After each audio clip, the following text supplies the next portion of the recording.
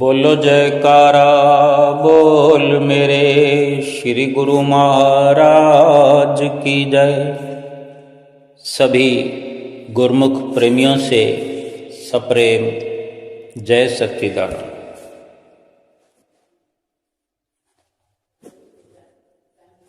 जाने हम कब से इस संसार में आए हैं।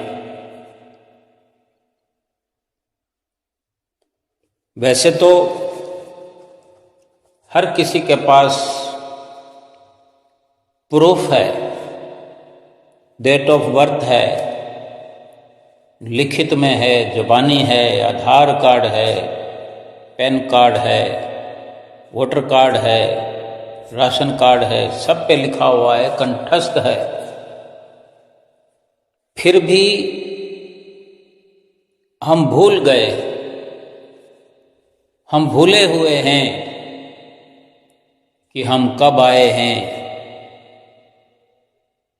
सैकड़ों, हजारों, लाखों, करोड़ों, अरबों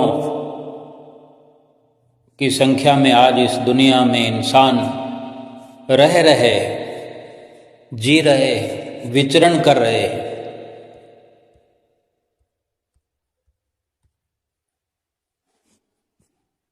एक भूल जो सबसे बड़ी है वो यही है कि हम जब भी आए हों, चाहे कितना भी समय हुआ हो, कोई भी जाना नहीं चाहता, लेकिन जाना तो पड़ेगा, जाना ही पड़ेगा। इस दुनिया में जिस मकसद के लिए, जिस कारण प्रभु ने हमें भेजा, वो मकसद पूरा हमने किया हो ना किया हो, जाना तो पड़ेगा। समय पूरा होने की देर है, वक्त आने की देर है। अब चाहे हमने अपने कार्य को पूरा कर लिया हो, जिस मकसद के लिए यहाँ आए हैं वो मकसद पूरा कर लिया हो, और बड़े से बड़ा मकसद यहाँ आने का क्या है कि यहाँ रह कर के एक तैयारी अगले सफर की, अपने असली घर में जाकर के जो सरमाया हमें यहाँ से लेके जाना है वो हासिल हमने किया कि नहीं, ये बहुत बड़ा सवाल है हमारे जीवन का, जिसे हम भुला रहे हैं। हमारी जेब में हमारा डेट ऑफ बर्थ लिखा पड़ा है, टाइम लिखा पड़ा है, लेकिन फिर भी हम भूल रहे हैं कि इतना समय हो गया, हमने क्या किया यहाँ पर। कबीर जग में आए कर तन पाला के पेट, सहजो दिन धंधे गया, रेन गई सुख लेट।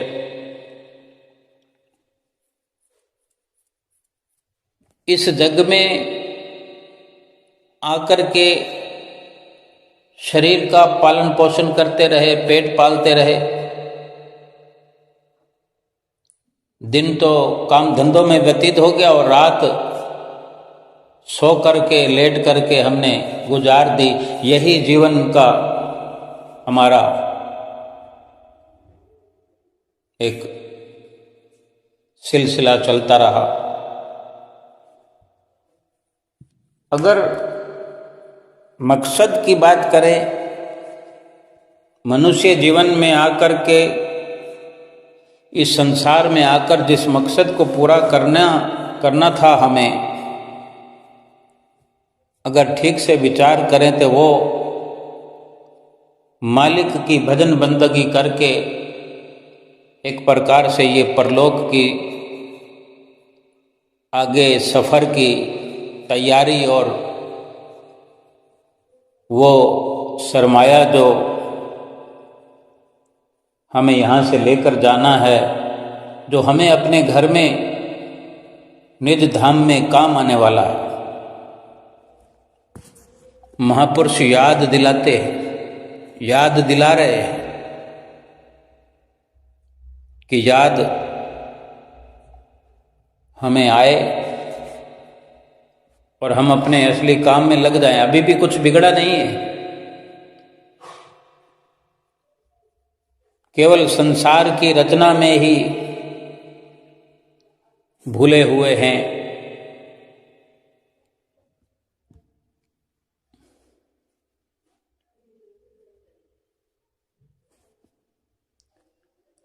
अनेक प्रकार से महापुरुष समझा देते कि ये सही है, ये गलत है, इस प्रकार से जीवन व्यतीत करना है। लेकिन संसार में इतना गलतान होने के कारण हम बेपरवाह होकर के रहते हैं, जानबूझकर अनजान बने रहते हैं। और वो वक्त एक जो हम नहीं चाहते वो आ जाता है, एकदम से चौंक जाते हैं, फिर सोचने लगते हैं, विचार करने लगते हैं कि ये क्या हो गया,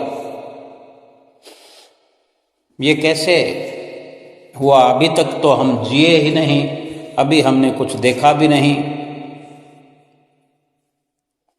कुछ बुद्धिमान अक्लमंद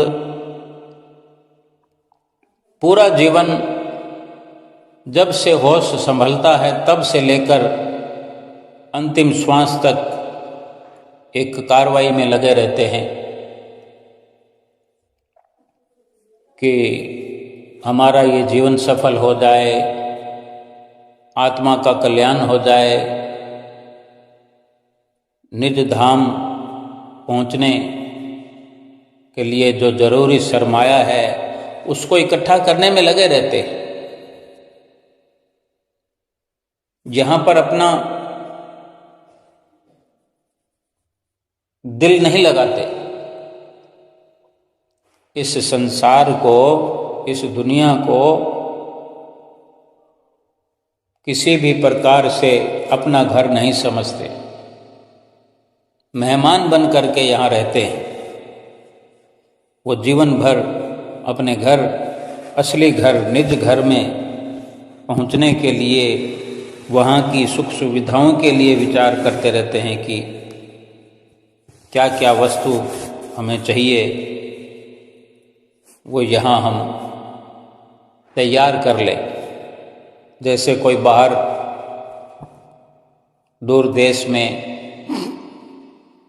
या विदेश में जाकर कमाई करने के लिए जाता है तो उसका मकसद केवल यही होता है कि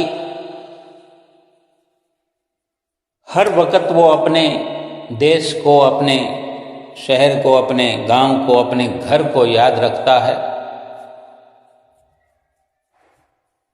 और क्या उसको वहाँ पर एकत्र करना है, क्या जोड़ना है, किस लिए वो वहाँ परदेश में गया है, वो उस मकसद को याद रखते हुए वही कार्य करता है जो जरूरी है।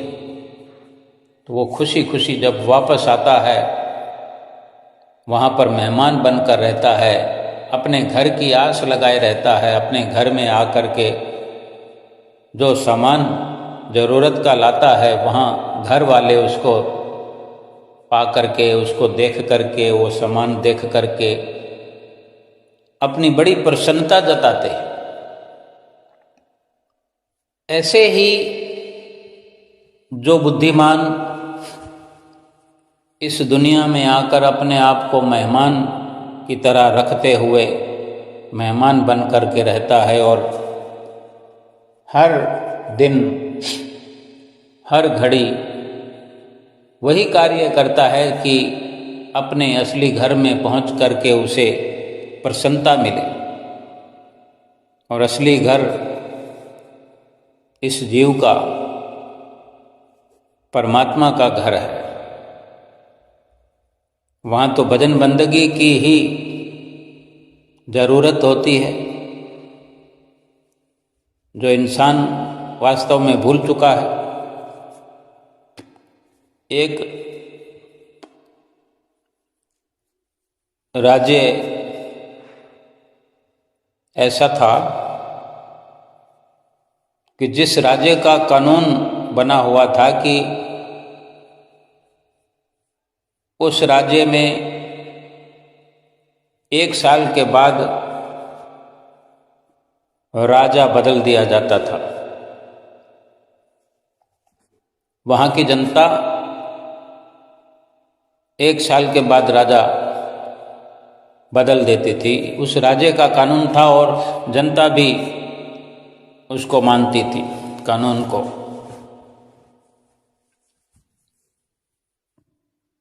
एक बार एक राजा बना। वैसे तो जो नया राजा बनता उसका ये नियम था कि जिस दिन पहले वाले राजा का 1 साल पूरा हो जाता, उसके अगले दिन सबसे पहले जो उस राज्य में, उस शहर में दिखाई देता, चाहे वो बाहर से आने वाला हो, वहीं पर रहने वाला हो, एक व्यवस्था ऐसी बनी हुई थी कि जो भी नजर आता उसी को राजा घोषित कर देते थे। और पहले वाले राजा को एक बहुत ही खतरनाक घने जंगल के बीच में छोड़ कर आते, जहां वो खूंखार जानवरों से किसी तरह अपने आप को बचा भी लेता तो फिर भूख प्यास से मर जाता। इतनी दूर छोड़ के आते, मीलों का सफ़र करके ऐसे जंगल में छोड़ते कि वो वापस आ भी जाए तो वो पैदल रास्ता पार करते करते बिना खाए पिए, यानी सीधा विचार है समझने का कि घने जंगल में उसे छोड़ दिया जाता और खूंखार जानवरों से बचना कितना मुश्किल होता है। इसी प्रकार के ना जाने कितने ही राजा 1-1 साल की राजगद्दी के बाद जंगल में जा जा करके मर गए।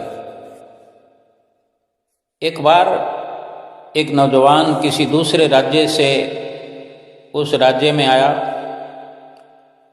और इस राज्य के कानून से अनजान था, तो सब लोगों ने उसे देख करके राजा घोषित कर दिया। उसे आगे बढ़कर बधाइयाँ दी और बाद में बताते हैं कि बधाई इस बात की कि इस राज्य का तुम्हें राजा बना दिया गया है। और फिर उसे बड़े शान और शौकत से राजमहल में ले जाया गया। वो बड़ा हैरान भी हुआ, बहुत खुश भी हुआ। उसने राजगद्दी पर बैठते ही पूछा कि मुझसे पहले जो राजा था वो कहाँ है? तो दरबारियों ने उसे इस राज्य का कानून बता दिया कि हर राजा को 1 साल बाद जंगल में छोड़ दिया जाता है और फिर नया राजा चुन लिया जाता है। हर साल इस नियम को दोहराया जाता है। तो उसे तो चिंता हुई, एक बार तो सुनते ही परेशान हुआ, लेकिन फिर उसने अपने दिमाग का इस्तेमाल करते हुए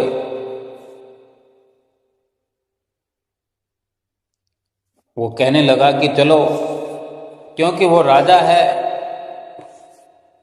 जिससे चाहे कुछ पूछ सकता है, जान सकता है, जो हुक्म दे सकता है, 1 साल तक तो उसका हुक्म चलेगा। तो उसकी सेवा में उपस्थित जो ये सब जानकारी दे रहे थे, तो राजा ने कहा कि चलो तुम मेरे साथ चलो, जहां पहले वाले राजाओं को छोड़कर आते हो वो जगह दिखाओ, उस जगह पर ले चलो, क्योंकि मुझे अनुभव होना चाहिए, मुझे जानकारी होनी चाहिए कि यहाँ क्या क्या होता है। पहले जो राजा आया करते थे, जैसे ही राजमहल का नज़ारा देखते, राजमहल में राजगद्दी पर जाकर बैठते, तो वो सुखों में लवलीन हो जाते, भोग ऐश्वर्यों में, खजानों में, खान पान में, रंगरलियों में, इसी में लग करके कब साल का समय, वर्ष का समय कब बीत जाता पता ही नहीं चलता। उसे ये ध्यान भी नहीं रहता राजा को कि मैं यहाँ आया, राजा घोषित किया गया, वो कौन सा दिन था, अब कितना समय हो गया, साल होने वाला है कि नहीं। बस झट से पता लगता कि समय पूरा हो गया, चलो। लेकिन उसने अपने दिमाग को लगाया और हुक्म दिया, अपने कर्मचारियों को साथ लिया, दरबारियों ने, सिपाहियों ने साथ चलकर नए राजा को वो जगह दिखाई, जंगल में लेकर गए। राजा ने अच्छी तरह उस जगह को देख लिया। बस जो कुछ भी उसके दिमाग में चल रहा था, पहले ही दिन जो उसने नज़ारा देखा, उसको ऐसा मन में विचार आया कि ये जो हर साल होता रहा है, ये मेरे साथ ना हो। कोई ऐश परस्ती में, सुख ऐश्वर्यों में, राज ठाठ में एक भी दिन नहीं लगाया उसने। अगले ही दिन उसने सबसे पहला आदेश ये दिया कि राजमहल से लेकर जंगल तक एक सड़क बनाई जाए। पहले तो जहां से जंगल की शुरुआत होती है वहां तक सड़क बना दी जाए, पक्की सड़क बना दीजिए, और वहां रोशनी की भी व्यवस्था कर दी गई। और जहां जंगल, घना जंगल था, जंगल के बीचों बीच एक खूबसूरत राजमहल बनाया जाए। वहां पर हर प्रकार की सुविधा हो। राजमहल के बाहर खूबसूरत बाग बगीचे बनाए जाएं जंगल में।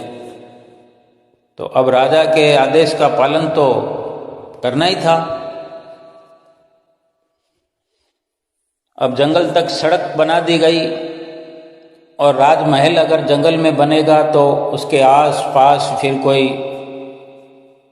खूंखार जानवर या किसी प्रकार का अभाव थोड़ी रहेगा। वहाँ पर उबड़ खाबड़ धरती को समतल कर दिया गया, राजमहल बनकर तैयार हो गया। राजमहल के आसपास बाग बगीचे, फल फ्रूट, सब प्रकार की उपज वहाँ पर होने लगी। पूरा साल 365 दिन यही व्यवस्था चलती रही। उस राजा के शासनकाल में एक भी दिन किसी शारीरिक सुख के लिए उसने कोई विचार नहीं किया कि मुझे कौन से कपड़े पहनने हैं, कौन सा घोड़ा मुझे घुड़सवारी के लिए आज तैयार करना है, कौन से वजीरों को साथ रखना है, क्या खाना है, क्या पीना है, किस प्रकार मखमली गद्दों पर सोना है। बल्कि रातों रातों को भी ये विचार चलता रहता है कि मुझे कल क्या करना है, सुबह क्या आदेश देना है, क्या कमी पेशी है, क्या कुछ व्यवस्था हो गई है और क्या व्यवस्था करना बाकी है। अब इतना कार्य जो होता वहाँ पर, तो मजदूरों को, नौकरों को काम मिलने लगा। राजकोष में किसी भी राज्य में किसी प्रकार की खजानों की कमी नहीं हुआ करती, लेकिन अपना अपना नजरिया होता है। पूरा साल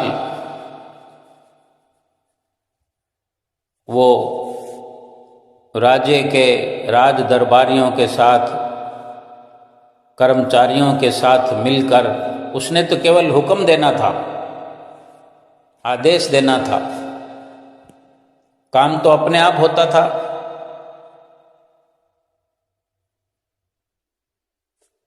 तो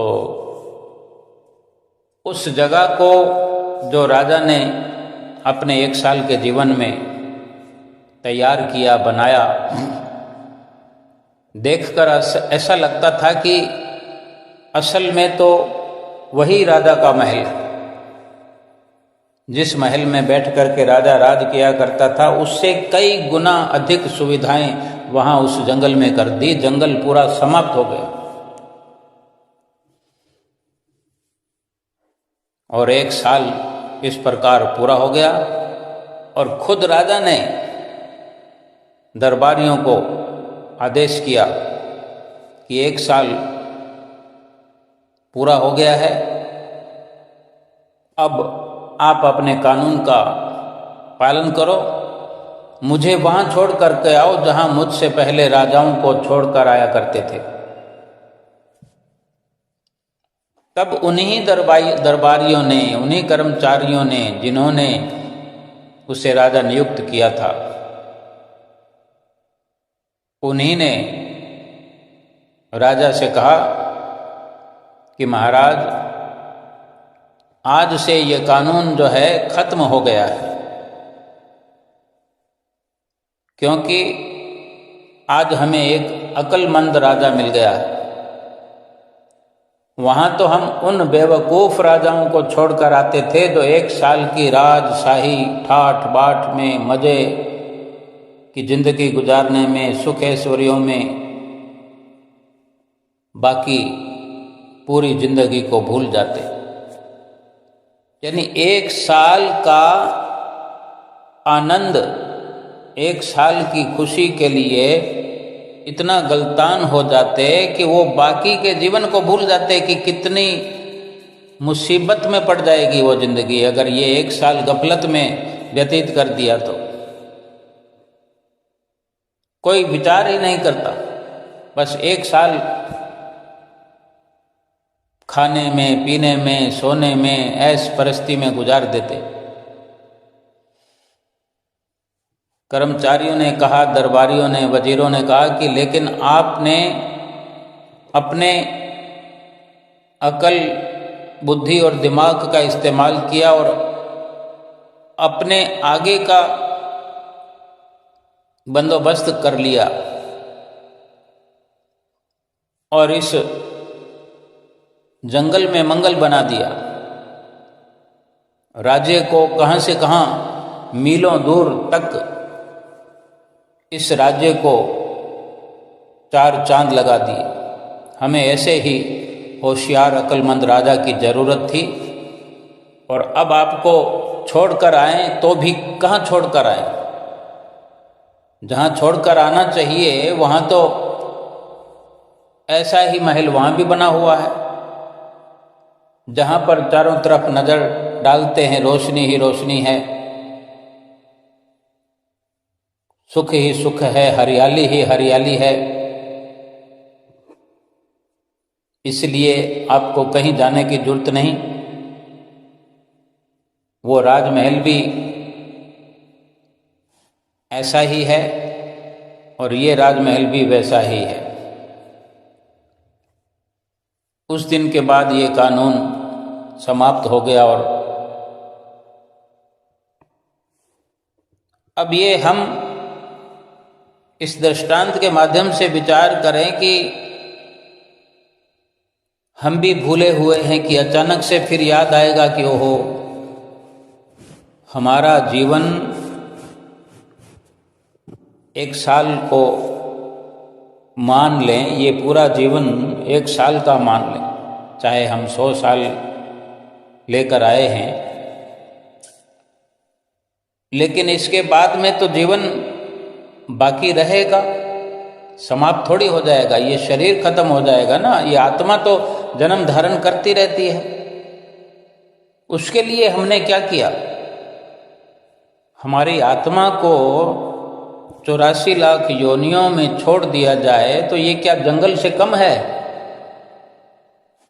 हम जो इस संसार में आकर खाने पीने में लगे हुए हैं, ऐश इशरत में लगे हुए हैं, अपने केवल इस शरीर के लिए जो मिट जाने वाला है, इसी के लिए रात और दिन चिंता कर रहे हैं, इसी के लिए जतन कर रहे हैं, इसी के लिए कुछ न कुछ प्रयास कर रहे हैं। इस जीवन तक ही हमने अपनी सोच को सीमित कर दिया है, आगे के लिए नहीं विचार कर रहे, केवल माया में ही सिमट कर रह गए।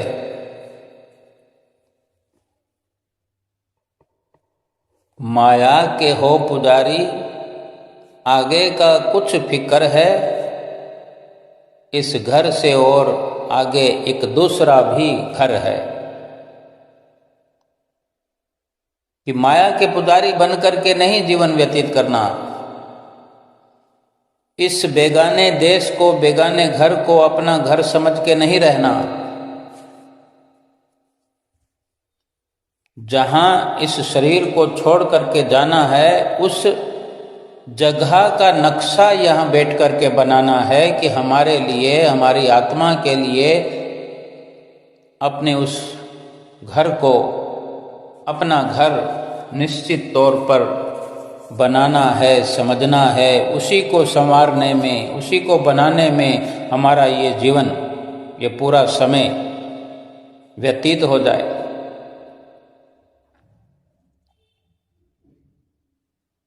ये शरीर जिस दिन छूट जाएगा, एक बार सोच कर देखो, एक बार विचार करके देखें हम कि जब श्वास निकलता है, हमारा श्वास निकलेगा, जाने कहाँ पड़े होंगे, कहाँ हमको रखा होगा, कब किस वक़्त कहाँ गिर जाएंगे, सोते सोते ही मौत की आगोश में हो जाएंगे, हमारा वक्त समाप्त हो जाएगा। इस शरीर का क्या होगा हम सब जानते हैं, जला दिया जाएगा, मिट्टी में मिला दिया जाएगा, पानी में बहा दिया जाएगा, और जीवात्मा जाने किन किन योनियों में भटकने के लिए भेज दी जाएगी। अगर ये संसार असली घर होता, अगर ये शरीर असली ठिकाना होता आत्मा का, तो फिर चिंता की बात नहीं थी। असल में तो ये शरीर जो है आत्मा का घर है, थोड़े दिनों के लिए, थोड़े वक्त के लिए, थोड़े लम्हों के लिए, थोड़ी घड़ियों के लिए, कुछ चंद श्वासों को पूरा करने के लिए। लेकिन ये घर भी, ये संसार भी, यानी ये शरीर और संसार दोनों छोड़ना है। तो अपना असली घर, अपना निज घर, अगर उसके बारे में विचार किया जाए तो अक्लमंद हम साबित होंगे, बुद्धिमान कहलाएंगे।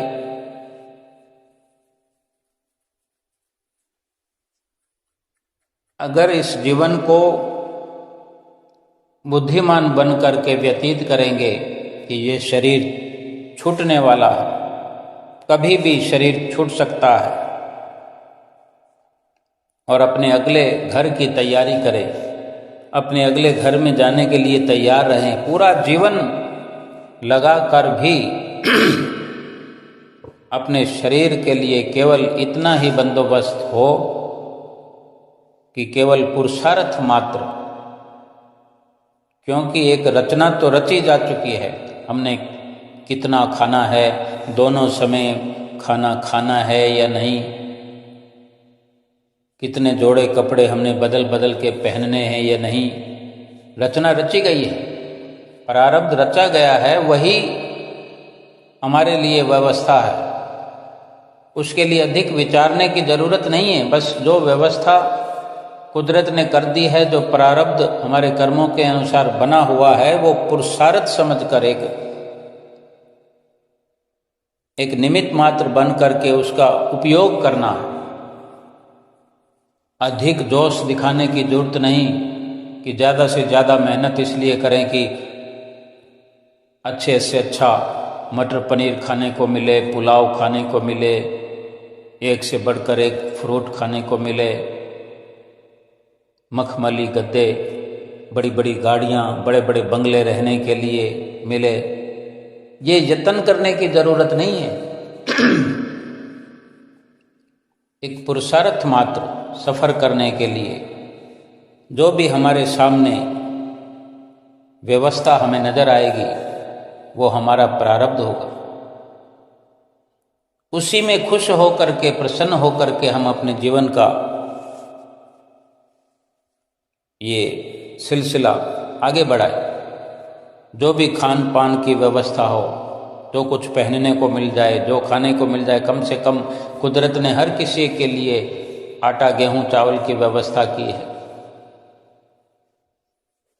जो भी तरकारी साग भाजी मिल जाए, रूखा सूखा मिल जाए, एक हल्की तस्वीर हर किसी के सामने कुदरत रख देती है कि तुम्हारे भाग्य में यही है। अधिक दौड़ने से, अधिक भागने से कभी कुछ मिलता होता, अपनी अक्ल और बुद्धि अगर शरीर के लिए लगाने से कुछ मिलता होता, तो फिर हर कोई दौड़ने वाले आज सुखी होते, आज आनंद में होते। लेकिन ऐसा नहीं है। बड़े बड़े जो दिसें लोग, तिनको व्यापे चिंता रोग। जो जितना बड़ा है उतना ही वो दुखी नजर आता है, उतना ही वो चिंता में नजर आता है। लेकिन जिसने अपने आने वाले उस दिन के लिए यहाँ से जाकर के उस अपने निज घर के लिए, असली घर के लिए जतन कर लिया है, कर रहे हैं, वो यहाँ भी अपना जन्म सफल कर रहे हैं और उनका परलोक भी सफल हो रहा है। जिस दिन हमको ये अनुभव हो जाएगा कि सारी की सारी दौड़ बेकार है, व्यर्थ है, उस दिन हम उसी जगह पर एकाग्र चित्त हो करके बैठ जाएंगे, परमात्मा के नाम का सुमरन करने लगेंगे। वहाँ बैठ जाएंगे जहाँ परमात्मा है, वहाँ पर हमारा ध्यान टिक जाएगा, हमारी सोच वहाँ सिमट कर रह जाएगी।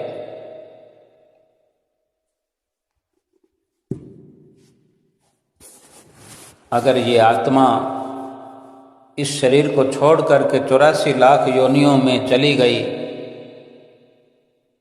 फिर वापस आने की नहीं है। फिर हम विचार करें कि अब अगर समय निकल गया तो अगले जन्म में करूँगा, अगले जन्म में करूँगी, ये मुमकिन नहीं है। इतना बड़ा जन्म, सालों के साल का हमें मिला हुआ, अगर हमने बर्बाद कर लिया तो विचार करो, फिर कोई भी हमें ये अवसर वापस नहीं दिला पाएगा।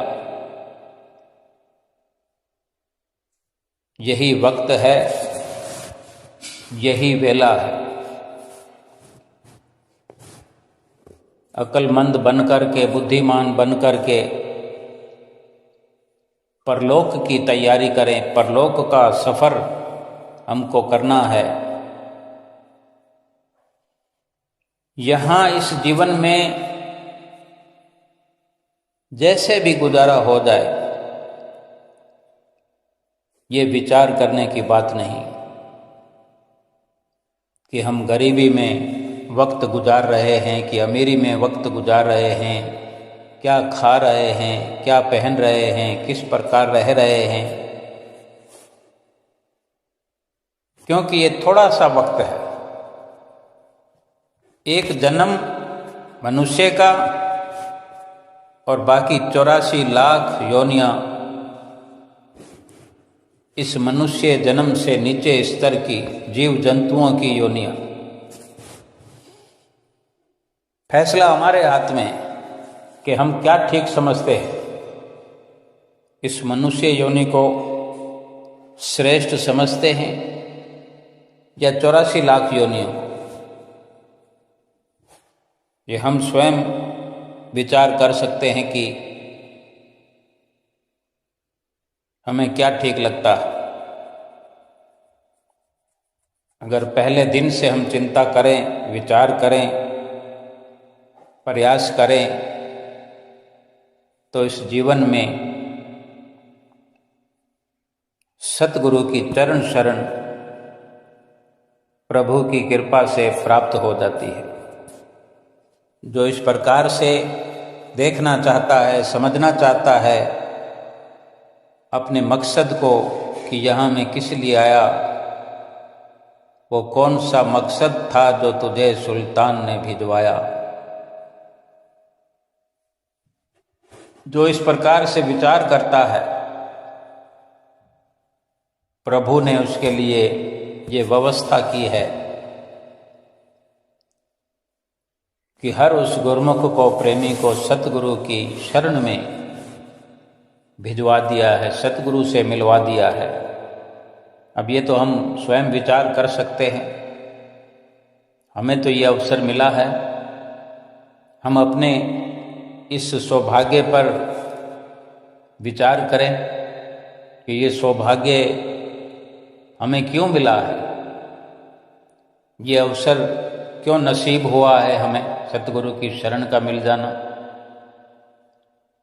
अगर ये समझने का प्रयास करेंगे तो ये भी समझ में आएगा मनुष्य जन्म किस लिए मिला, सतगुरु की शरण किस लिए मिली।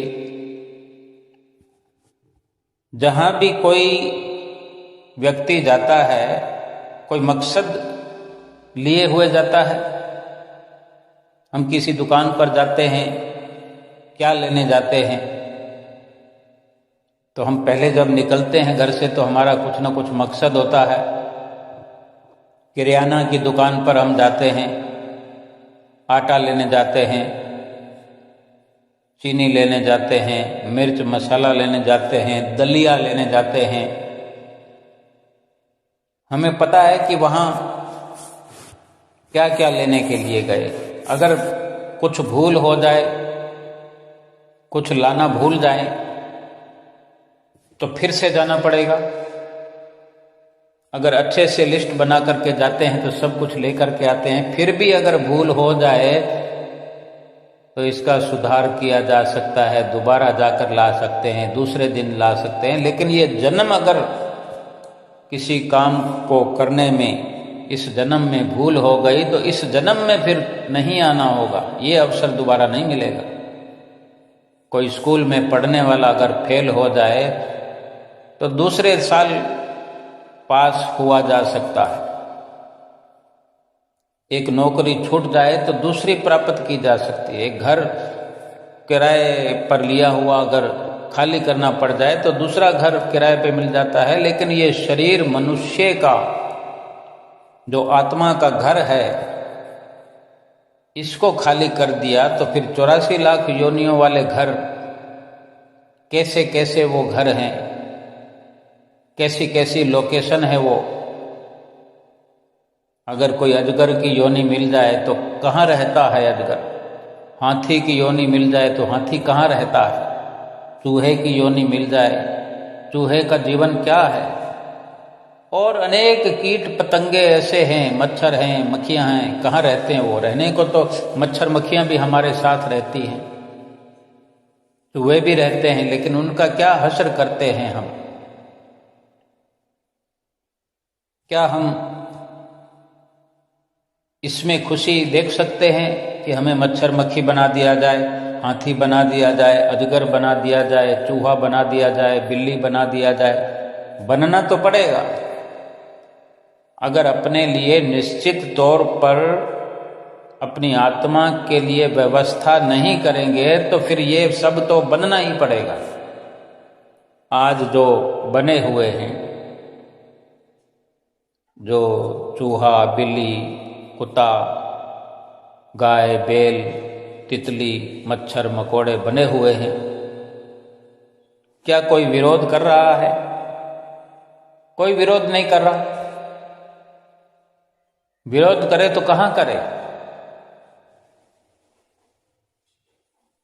वो किसी भी हालत में हैं, उनको रहना पड़ेगा।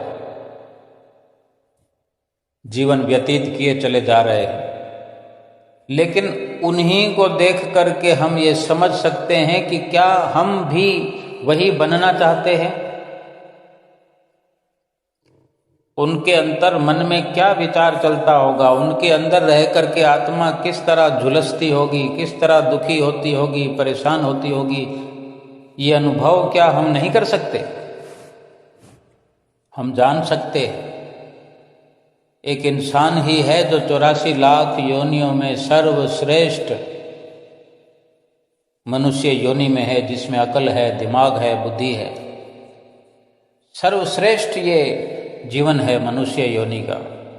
समझने के लिए, जानने के लिए सब कुछ भगवान ने दया की है, अकल और बुद्धि से नवाजा है। लेकिन अगर अपनी अकल और बुद्धि को हम कहीं बंद कमरे में डाल करके, बंद करके और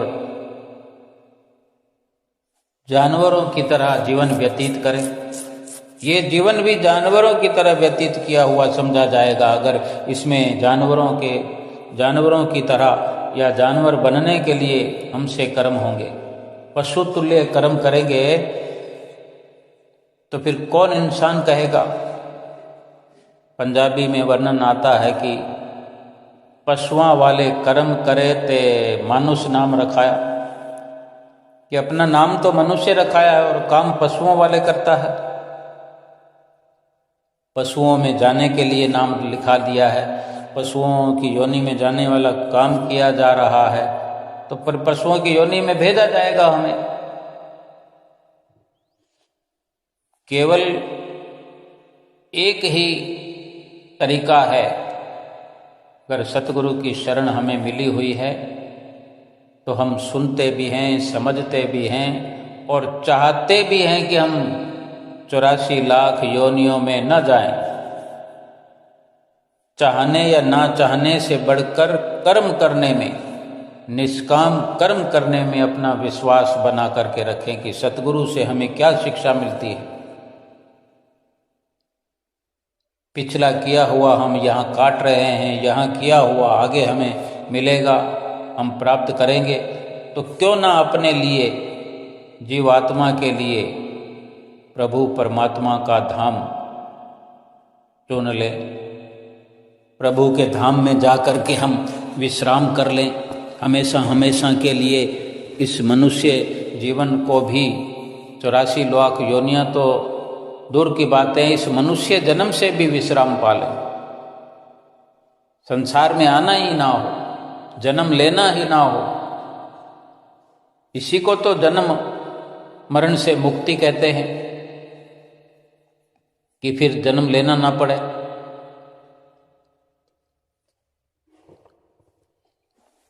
अगर असली मोक्ष को समझना है, असली मोक्ष को प्राप्त करना है, तो मोक्ष वाली कार्यवाही शुरू करें। मुक्त होने वाला, संसार के मोह से मुक्त हो जाएं तो मुक्त हो गए। संसार में रहें, संसार के मोह से मुक्त रहें। परिवार में रहें, परिवार के मोह से मुक्त रहें। इस शरीर के अंदर ये जीवात्मा रहता है, इस शरीर के मोह से मुक्त रहे। संसार के मोह से मुक्त है तो संसार में नहीं आएगा। परिवार के मोह से मुक्त हुआ रहता है, मोह नहीं करता है, तो परिवार में नहीं आएगा। और शरीर के मोह से भी न्यारा रहता है, फिर शरीर में नहीं आएगा। और वो मुक्त होने वाले जो कर्म हैं, वो सतगुरु हमें निश्चित रूप से रात दिन समझा रहे हैं कि हर वक्त अपने जीव आत्मा के निमित्त कार्रवाई करें। मतलब परस्ती को छोड़कर सकारात्मकता को अपनाते हुए अपनी जो मूल पूंजी है श्वासों की, प्रभु के नाम में, भजन बंदगी में खर्च करें। भगवान का भजन सुमरन करते रहें। शरीर के निमित्त जो भी जरूरी साधन हैं, संसाधन हैं, ज़रूरतें हैं, वो कुदरत की जिम्मेदारी है, वो हमें मुहैया कराएगी, करा रही है। हम चाहे अधिक भाग दौड़ कर करेंगे तो भी वही मिलना है। ये अलग बात है कि जितने ज़्यादा दौड़ भाग उस काम के लिए, अगर किसी को भाग करके 100 रुपये मिलने हैं, आराम से जाकर भी 100 रुपये मिलने हैं, तो भागम भाग करके क्यों खून पसीना बहाना। उस दुख को, उस 100 रुपये में जो मुश्किलें प्राप्त करना है, वो मुश्किलें किसी ऐसे काम में पाई जाएं जिससे कुछ अलग से लाभ मिले। केवल गलतफहमी में इंसान ज़रूरत से ज़्यादा मेहनत करता है, फिर उसे अधिक कमाए हुए धन को खर्च करता है, विचार करता है कि मैंने अधिक कमा लिया।